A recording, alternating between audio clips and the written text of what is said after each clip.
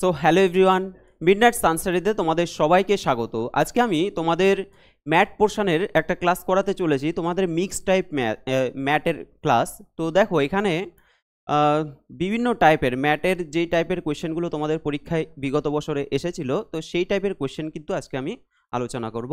তো চলো আমরা ক্লাসটা শুরু করি। দেখো মিক্স টাইপের ক্লাস। প্রথমত মেন্টাল অ্যাবিলিটি টেস্ট। দেখো কি করতে হবে, বিভাগ ওয়ানে কেমন কোয়েশ্চেন এসেছিল তোমাদের। দেখো কোনটা সবার থেকে আলাদা, ঠিক আছে, অসঙ্গতি শনাক্তকরণ, অর্থাৎ কোনটা সবার থেকে আলাদা সেটা আমাদের বের করতে হবে। 1 থেকে 10 পর্যন্ত প্রত্যেকটি প্রশ্নে 4টি করে পদ আছে, যাদের 3টি কোনো না কোনো রকমভাবে একই রকম, বাকিটা আলাদা। তো আলাদাটাকে শনাক্ত করতে হবে। তোমাদের এখন থেকে আমি ম্যাথের যত ক্লাস করাবো সব মিক্সড টাইপের ক্লাস করানোর চেষ্টা করব, কারণ তোমাদের ওভারঅল প্র্যাকটিসটা করার দরকার, এক্সাম যেহেতু আর বেশি সময় নেই, ঠিক আছে। দেখো প্রথম যে প্রশ্নটা আছে এখানে 4টের মধ্যে কোনটা আলাদা হবে। স্টার মানে নক্ষত্র, মুন চাঁদ, প্ল্যানেট হলো গ্রহ, আর হলো স্কাই হলো আকাশ। 4টের মধ্যে কোনটা আলাদা হবে। এখানে দেখো আমরা যদি দেখি আকাশে কিন্তু আমরা প্রত্যেকটা জিনিস দেখতে পাই, নক্ষত্র, চাঁদ বা বিভিন্ন যে গ্রহগুলো সেগুলো কিন্তু আমরা এই মহাকাশের মধ্যে দেখতে পাই। তার মানে কি, এই যে স্টার, তারপরে মুন, প্ল্যানেট, এগুলো হলো সিলেস্টিয়াল বডি, এগুলোকে বলা হয় মহাজাগতিক বস্তু, ঠিক আছে। এগুলো সবগুলো কোথায় স্টে করছে, কোথায় থাকছে, সেটা হলো আকাশে। তাহলে অ্যান্সার কিন্তু সবার থেকে আলাদা কি হবে, অপশান ডি হবে অ্যান্সার, ঠিক আছে। পরের প্রশ্ন, কোয়েশ্চেন নাম্বার 2। দেখো এখানে কি দেওয়া আছে, অথার মানে লেখক, নোভেলিস্ট মানে ঔপন্যাসিক, পোয়েট কবি, এবং পাবলিশার মানে হলো প্রকাশক। তাহলে কোনটা আলাদা হবে। প্রথমত অথার মানে কি, লেখক, যে লেখে, ঠিক আছে, গদ্য পদ্য যে লিখছে তাকে আমরা অথার বলছি। তারপর নোভেলিস্ট মানে ঔপন্যাসিক, যিনি উপন্যাস লেখেন, মানে উপন্যাস লেখা আর কি। পোয়েট মানে কবি কি লেখেন, কবিতা লেখেন। কিন্তু প্রকাশক কি করেন, কোন একটা বই, সেই বইটা তিনি প্রকাশ করেন, তাই তো। তাহলে প্রকাশকের কাজ কিন্তু লেখা নয়। বাকি যে 3টে আছে, লেখক, উপন্যাসিক এবং কবি, এরা লেখেন, কিন্তু এই পাবলিশার অর্থাৎ প্রকাশক সে কিন্তু লেখে না, সে প্রকাশ করে, বইটাকে পাবলিশ করে। তাহলে অ্যান্সার হবে option D. Question number 3। Cholera, AIDS, cancer, স্বাস্থ্য, এই 4টের মধ্যে কোনটা আলাদা হবে। দেখো কলেরা কি একটা রোগের নাম, এইডস একটা রোগ, ক্যান্সারও কিন্তু একটা রোগ। কিন্তু স্বাস্থ্য মানে হলো আমাদের যে শারীরিক অবস্থা, স্বাস্থ্যের মধ্যে স্বাস্থ্য ভালো খারাপ, ঠিক আছে। তাহলে এই হেলথটা কিন্তু সবার থেকে আলাদা হয়ে যাচ্ছে, বাকি 3টে কিন্তু রোগের নাম হয়ে যাচ্ছে। ওকে, অপশান ডি হবে সঠিক অ্যান্সার। পরের প্রশ্ন, কোয়েশ্চেন নাম্বার 4।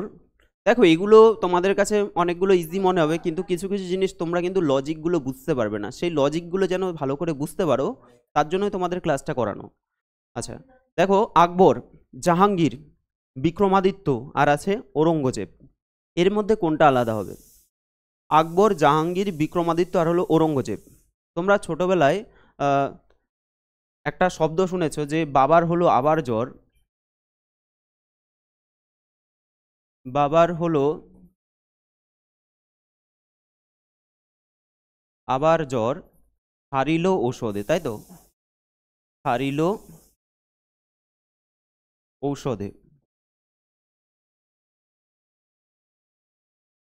ঔষধে, তাহলে আমরা যখন মোগল সম্রাটের নামগুলো মনে রাখার জন্য আমরা এই সূত্রটা অ্যাপ্লাই করতাম।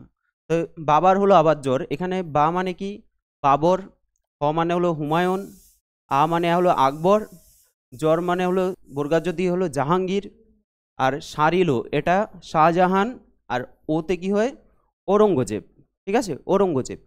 এখানে দেখো আকবর, জাহাঙ্গীর, ঔরঙ্গজেব এরা প্রত্যেকে হলো মুঘল সম্রাট, কিন্তু বিক্রমাদিত্য কিন্তু মুঘল সম্রাট নয়।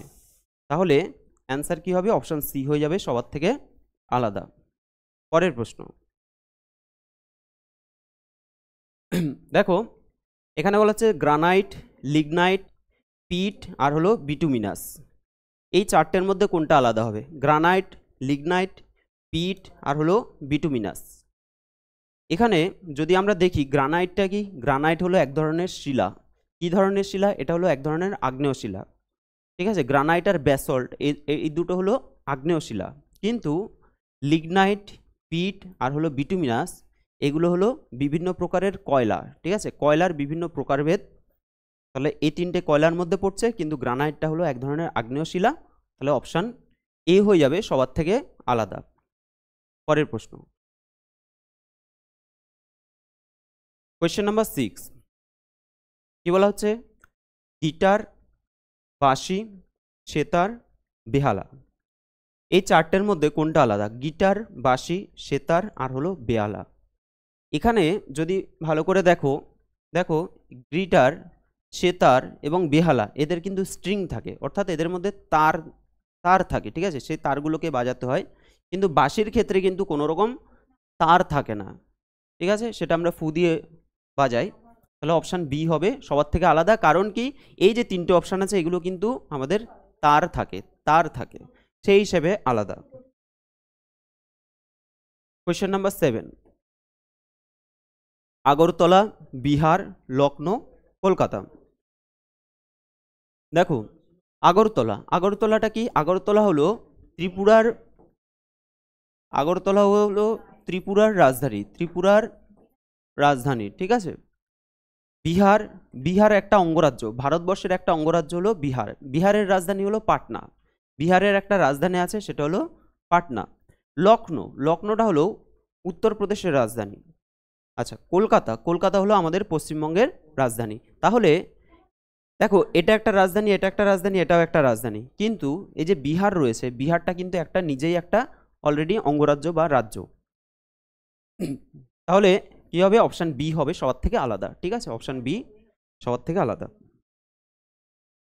Question number 8, HKI, MQN, CFD, UXV। আচ্ছা, এটা কিন্তু কিছু নেই। তাহলে এই তিনটের মধ্যে কোনটা সবার থেকে আলাদা, কিভাবে আমরা করব? দেখো, এখানে যদি আমরা দেখি HKI, তো তোমরা যদি দেখো এইচ থেকে আমরা যদি আইতে যাই তাহলে আমাদের সুবিধা হবে। এইচ এর পরে কি হয়? এইচ এর পরে আই, এইচ এর পরে GH, এইচ এর পরে আই। তাহলে এক ঘর আমাদের এগিয়ে যাচ্ছে, ঠিক আছে, ফার্স্টেরটা থেকে লাস্টেরটা এক ঘর যাচ্ছে।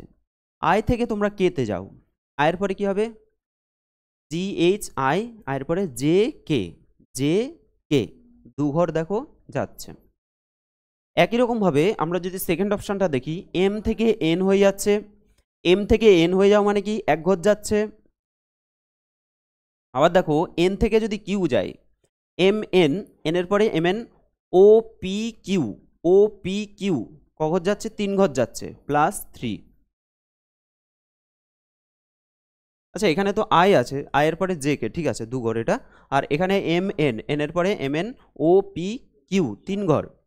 এটা দেখো, সি থেকে ডি এক ঘর যাচ্ছে। আবার ডি থেকে যদি আমরা এফে যাই, ডি এর পরে ABCD, EF, 2 ঘর। ইউ থেকে ভিতে যাও, ইউর পরেই ভি হয়ে যাচ্ছে, এক ঘর। ভি এর পরে এক্সে আসলে কি হবে? UV, তারপরে হলো WX, 2 ঘর। তাহলে প্রত্যেকটা এক ঘর দু ঘর করে আসছে, কিন্তু দেখো অপশান বি যেটা আছে সেটা কিন্তু এক ঘর এবং এখানে 3 ঘর হয়ে যাচ্ছে, ঠিক আছে, এক ঘর 3 ঘর হয়ে যাচ্ছে।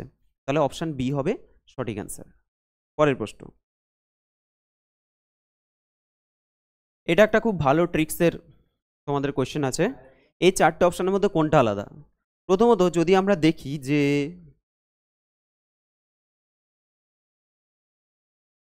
আচ্ছা, এখানে 4, 56, 128 আর আছে কত? 321। 1 মিনিট,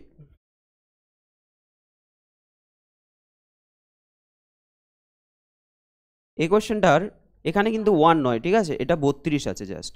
এটা কি আছে? এটা আছে 32, এটা 121 নয়। এবার দেখো, এবার প্রশ্নটা আমরা সলভ করি। তাহলে প্রত্যেকটা যে সংখ্যা আছে, এই সংখ্যাগুলো প্রত্যেকটা দেখো 4 দ্বারা বিভাজ্য। এটা কি হচ্ছে? 4 দ্বারা বিভাজ্য। এটা 4 একে 4, 4 4 16, বিভাজ্য 3 4 12, 4 2 8। আর এটা 4×8 32।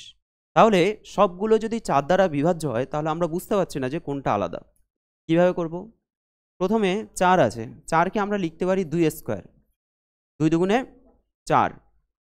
তারপরে দেখো 56 আছে, 56কে যদি তুমি লসাগু করো, 2 দুগুণে 4, 8 দুগুণে 16, 14 দুগুণে 28, 7 দুগুণে 14, মানে 56 মানে কি হচ্ছে 2 এর কিউব ইন্টু 7 হয়ে যাচ্ছে।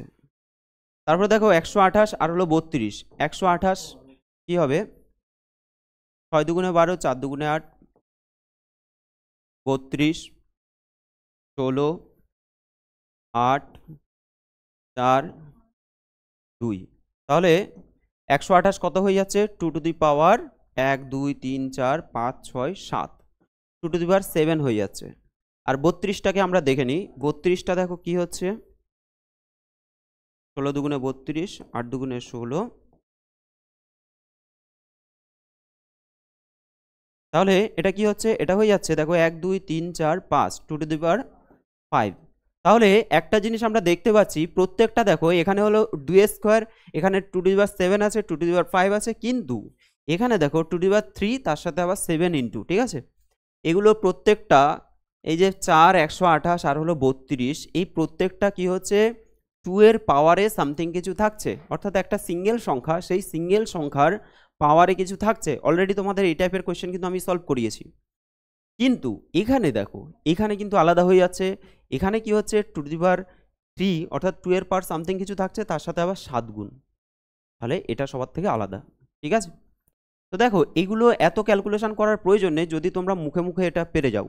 যেমন 2 স্কোয়ার মানে হলো 4, আর 32 মানে হলো 2 দুগুণে 4, 2 দুগুণে 4, 4 দুগুণে 8, 8 দুগুণে 16, 2 টু দি পাওয়ার 4 হয়ে গেল। আবার 128 কি করে হয় 2 দুগুণে 4, 4 দুগুণে 8, 8 দুগুণে 16, 16 দুগুণে 32, 32 দুগুণে 64, 64 দুগুণে কিন্তু 128 হয়ে যায়। তো সেটা তোমাদের জানতে হবে, আর না জানলে তোমাদের এইভাবে করে বের করতে হবে। তাহলে অ্যান্সার হয়ে যাবে অপশান বি।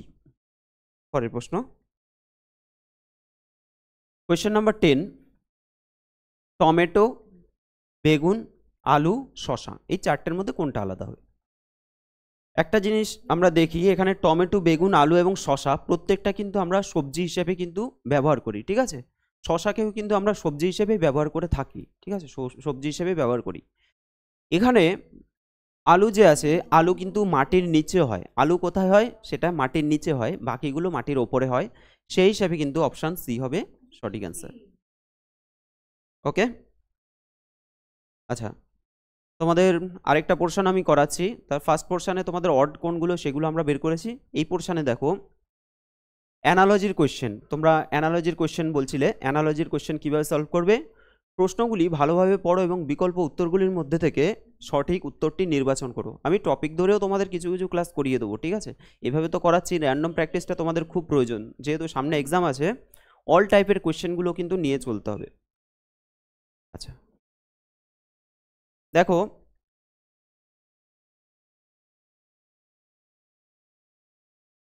পত্রিকার সঙ্গে যেভাবে সম্পাদকের সম্পর্ক আছে, তেমনইভাবে নাটকের সাথে কোনটার সম্পর্ক আছে? তাহলে পত্রিকার সাথে কিসের সম্পর্ক? পত্রিকার সাথে দেখো সম্পাদকের সম্পর্ক। তাহলে একটা পত্রিকা কিন্তু সেটা সম্পূর্ণ যে পত্রিকাটা, সম্পাদক সেটাকে প্রকাশ করে, তাই তো, সম্পাদক সেটাকে পরিচালনা করে। আর নাটকের ক্ষেত্রে কি হবে?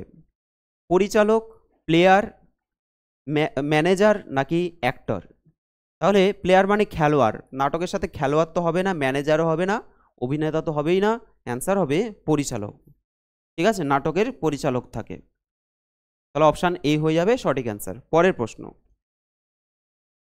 দেখো, রবারের সঙ্গে যেমন গাছের সম্পর্ক, রবার আর এখানে কি আছে গাছ আছে, তাহলে রবারের সাথে যেমন গাছের সম্পর্ক তেমনভাবে সোনার সঙ্গে কিসের সম্পর্ক হবে? তাহলে দেখো রাবারটা আমরা কোথা থেকে পাই? রাবার পাই আমরা গাছ থেকে পাই। তাহলে এই যে সোনাটা সেটা আমরা কোথা থেকে পাই? গহনা, অর্নামেন্ট, মেটাল বা ধাতু, খনি বা মাইন, নাকি সিলভার বা রূপো? কি হবে এটা? তো বুঝতেই পারছো, আমরা খনি থেকে সোনা পাই, তাই তো, সোনার খনি থেকে আমরা সোনা পেয়ে থাকি। তাহলে অ্যান্সার হয়ে যাবে অপশান সি। পরের প্রশ্ন দেখো, বলা হচ্ছে যে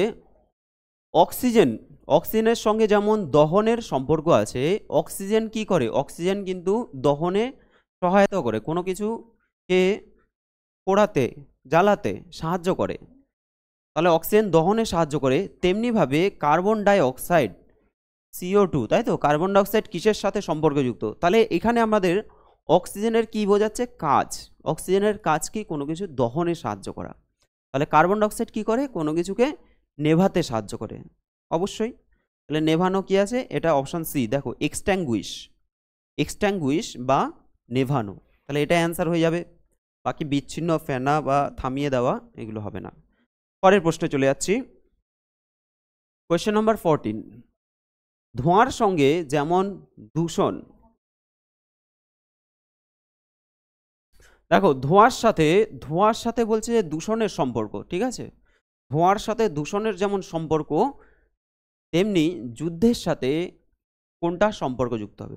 তাহলে ধোঁয়া কি করে? ধোঁয়া পরিবেশকে দূষণ করে। তাহলে যুদ্ধ কি করে?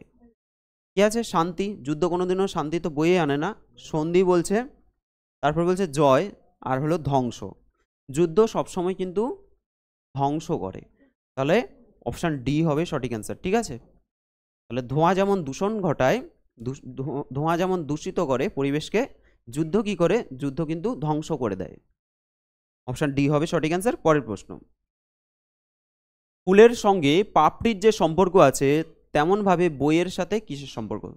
তাহলে ফুলের সাথে কি আছে? পাপড়ি। ফুলের কি থাকে? পাপড়ি থাকে। বইয়ের কি আছে? দেখো, পাতা, বিষয়বস্তু, লেখক নাকি গ্রন্থাগার।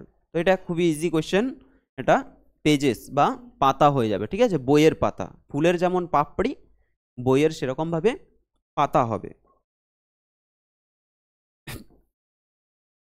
কোয়েশ্চেন নাম্বার 16, এই কোয়েশ্চেনটা ভালো করে দেখে নিতে হবে। HCM এর সঙ্গে যেমন FAK এর সম্পর্ক, তেমনভাবে SGD এর সাথে কোনটা সম্পর্কযুক্ত হবে? তাহলে HCM এর সাথে বলছে যে FAK সম্পর্কযুক্ত। তাহলে দেখো এটা কিভাবে হবে, এটা কিভাবে সম্পর্কযুক্ত হচ্ছে ভালো করে বুঝতে হবে। H এর পরে EF, F এর পরে GH। আমরা যেহেতু HCM থেকে এইদিকে যাচ্ছি, তাহলে দেখো F এর পরে কি হয়? F এর পরে দুঘর H হবে, তাহলে দুঘর যেতে হচ্ছে আমাদের। তাহলে H থেকে যদি F এ যায়, তাহলে সেটা হলো মাইনাস দুঘর। A থেকে C তে গেলে দুঘর হচ্ছে, তার মানে উল্টো বললে মাইনাস দুঘর। কে এর পরে কি হয়? LM, কে এর পরে LM, দুঘর, তাহলে এটাও কিন্তু -2 হয়ে যাচ্ছে, ঠিক আছে। তাহলে এখানে প্রত্যেকটা দেখো, আমরা যদি H থেকে F এ যাই, H থেকে F এ যাই মাইনাস দুঘর, C থেকে যদি A তে যায় মাইনাস দুঘর, M থেকে K তে গেলেও মাইনাস দুঘর। আচ্ছা, এটা তোমাদের আরও একটা ইজি প্রসেসে আমি বলে দিই। তোমরা যদি ABCD তোমরা জানো প্রত্যেকে, তোমাদের আমি কিন্তু ক্লাস করিয়ে দিয়েছি কোডিং ডিকোডিংয়ের। তো ABCD এর কোডগুলো আমরা যদি দেখি 1 2 3 4 এরকম করে করে আমরা ফার্স্ট হাফে আমরা M অবধি রেখেছি, সেকেন্ড হাফে আমরা N থেকে Z অবধি রেখেছি, তাই তো।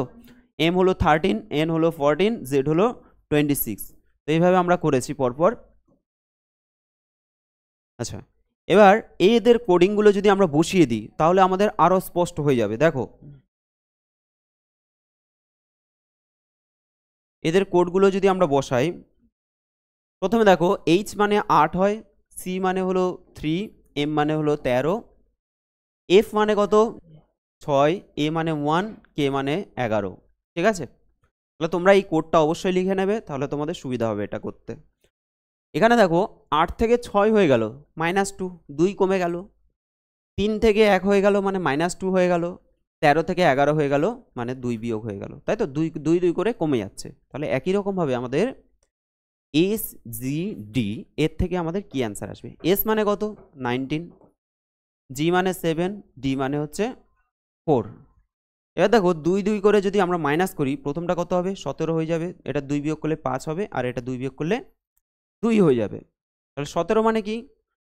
আমাদের কিউ হয় 17, তাই না। কিউকে তোমাদের আমি এইভাবে লেখা শিখিয়েছিলাম, কিউ মানে হচ্ছে 17।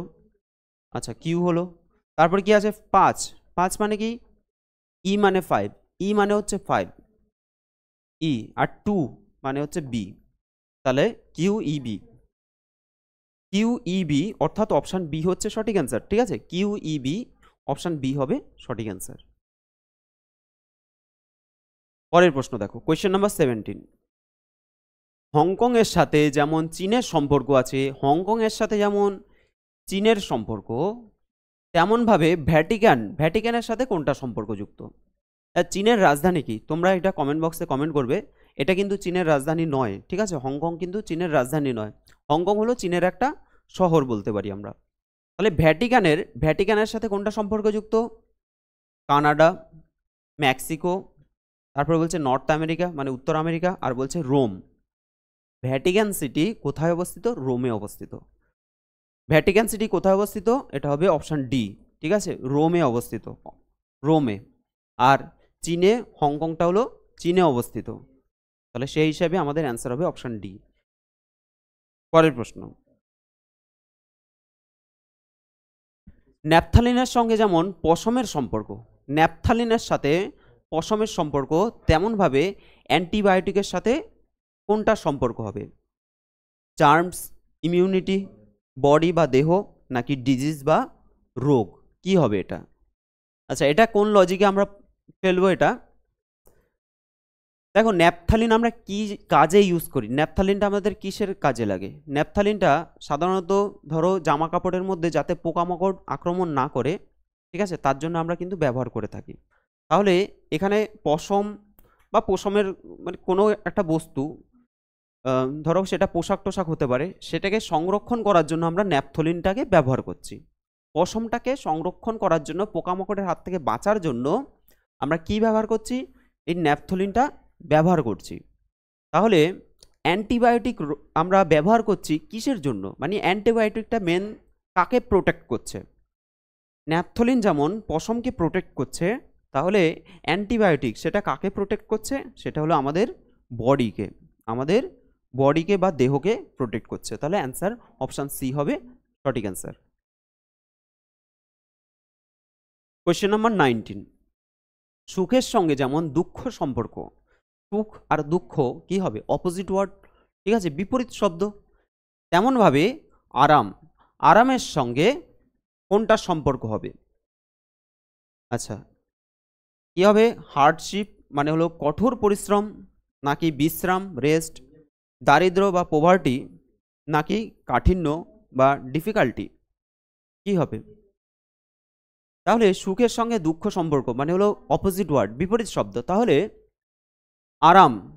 আরাম করা আর হলো কঠোর পরিশ্রম করা, একজন কঠোর পরিশ্রম করছে, আরেকজন হলো আরাম করছে, তাহলে দুটোর মধ্যে সম্পর্ক কিন্তু অপোজিট হয়ে যাচ্ছে, তাই তো? তাহলে অপশান এ হবে সঠিক অ্যান্সার। তো আমাদের পরীক্ষায় যদি আমরা পাস করতে চাই, তাহলে কিন্তু আমাদের কঠোর পরিশ্রম করতে হবে, ঠিক আছে, সঠিকভাবে কিন্তু আমাদের খাটতে হবে, পরিশ্রম করতে হবে। উইদাউট পরিশ্রম ছাড়া কিন্তু সফলতা পাওয়া যায় না। তোমরা এনএমএমএসে উইদাউট পরিশ্রম কেউ পড়াশোনা করলে না, সেটা কি কখনো পাস করতে পারবে? অবশ্যই পারবে না। তার জন্য কিন্তু প্রচুর খাটতে হবে, প্রচুর পরিশ্রম করতে হবে, ভালো করে এক্সাম দেওয়ার জন্য নিজেকে প্রিপেয়ার করতে হবে, ঠিক আছে? তো তার জন্যই বলছি তোমাদের, যাতে এনএমএস স্কলারশিপ, তোমরা জানো এত সুন্দর একটা পরীক্ষা, ঠিক আছে, স্কলারশিপের এক্সাম এই ক্লাস 8-এরই এত সুন্দর একটা পরীক্ষা, অন্য ক্লাসে এই অপরচুনিটি কিন্তু নেই। তো এটাকে তোমরা হাতছাড়া করবে না, এর জন্য কিন্তু তোমাদের যতটা পড়ার দরকার, ঠিক আছে, যতটা খাটার দরকার, খুব পরিশ্রম করো এর জন্য। আর তোমাদের হয়তো এখন এক্সামগুলো চলছে, স্কুলের অনেকের এক্সাম চলছে, স্কুলের এক্সাম যেদিন শেষ হবে সেদিন সময় এক মুহূর্ত নষ্ট করবে না, সেই দিন বাড়িতে আসার পর 2 ঘন্টা রেস্ট নেবে, তারপরে কিন্তু আবার পড়া শুরু করে দেবে। পরের প্রশ্ন, কোয়েশ্চেন নাম্বার 20 দেখো, বৃত্তের সঙ্গে যেমন পরিধি সম্পর্কযুক্ত, বৃত্তের সঙ্গে যেমন পরিধি সম্পর্কযুক্ত, বর্গক্ষেত্রের সঙ্গে তাহলে কোনটা সম্পর্ক হবে? অপশান কি আছে? এরিয়া বা ক্ষেত্রফল, ভলিউম বা আয়তন, ডায়াগোনাল বা কর্ণ, আর হলো পেরিমিটার বা পরিসীমা। দেখো, আমরা যদি একটা বৃত্ত ড্র করি, সেই বৃত্তের এই যে চারপাশটা, এটাকে আমরা বলছি পরিধি। তাহলে বৃত্তের যে চারপাশটা, সেটাকে আমরা কি বলি? পরিধি বলি। তাহলে বর্গক্ষেত্রের চারপাশটাকে আমরা কি বলবো? ধরো এটা একটা বর্গক্ষেত্র, ঠিক আছে, বর্গক্ষেত্র।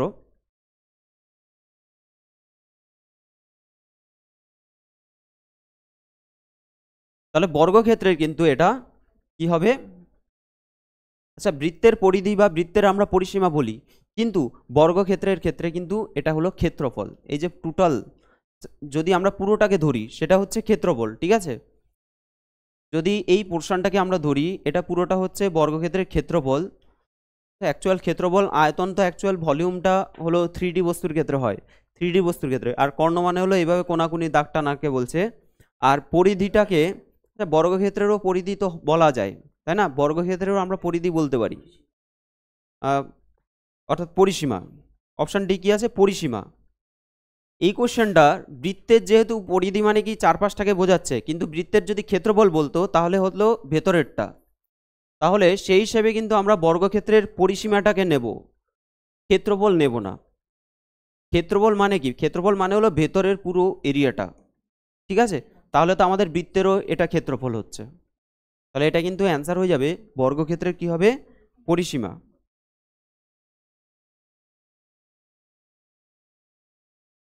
ওকে, তো আজকে তোমাদের আমি মিক্স টাইপের কোশ্চেনগুলো সলভ করালাম, ঠিক আছে। যত মোটামুটি 20টা প্রশ্ন সলভ করিয়েছি। তোমরা অনেক দিন তোমাদের তো লং ক্লাস দেওয়া হয় না, তো আমি চেষ্টা করব এবার থেকে তোমাদের একটু লং ক্লাস দেওয়ার, ঠিক আছে, যেখানে অনেকগুলো কোশ্চেন একসাথে সলভ করানো হবে। তো তোমরা ভিডিওগুলো প্রত্যেকটা পুরো ভিডিওটা অবশ্যই দেখবে, আর যদি ভিডিও ভালো লাগে অবশ্যই তোমরা লাইক করে দেবে, আর যারা যারা চ্যানেলটা সাবস্ক্রাইব করেনি তোমরা অবশ্যই চ্যানেলটাকে সাবস্ক্রাইব করে দেবে।